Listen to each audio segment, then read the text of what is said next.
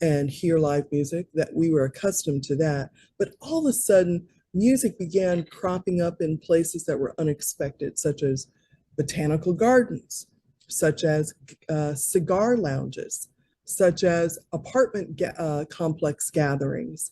Everybody wanted live music. And I think specifically, if I can wax philosophically, I think that we as a culture, as we entered the previous decade, we were looking for an antidote to the increasing isolation that we were feeling as we transitioned to doing a good amount of our business and our personal life online. So music was a way of having a life experience that got you close in a way that we needed. And it was a good time to start live music, but not everybody could do it successfully. Everybody knew they wanted it, but you'd see it cropping up and then you'd see it dying off.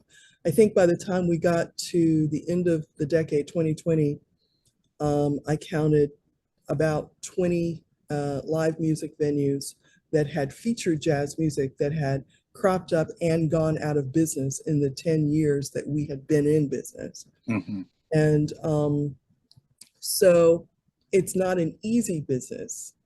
It can be very rewarding, but it's very difficult to make it last over a long period of time. But there were some things that we did that I think were strategic. One of those things was our location. Usually when you find cultural offerings, whether it be ballet or the symphony orchestra or jazz clubs, they're located in what is viewed as the downtown area.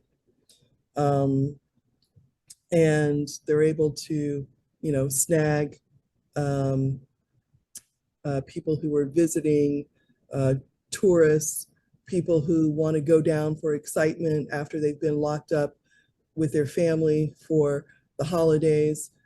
That's where you typically find these kinds of offerings. We put the Velvet Note in an outdoor strip mall next to a sandwich shop and a Brazilian wax salon in what is clearly the suburbs of Atlanta, the north suburbs of Atlanta, where they had not had a jazz club before. As a matter of fact, when we applied for our liquor license, it was originally put in a stack of things that we'll get to when we figure it out, because they'd not seen that application for a jazz club before.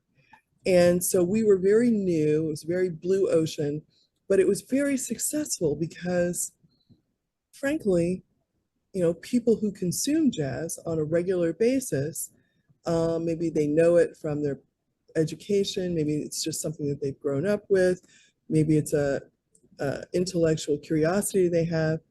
They don't want to have to go downtown to get it. They want to be able to get it right outside their door. So, the Velvet Note acoustic living room right outside the door of people who have an appetite for jazz was a good play. And it was something that was convenient. It was something that was enriching. It was something, frankly, that enriched the community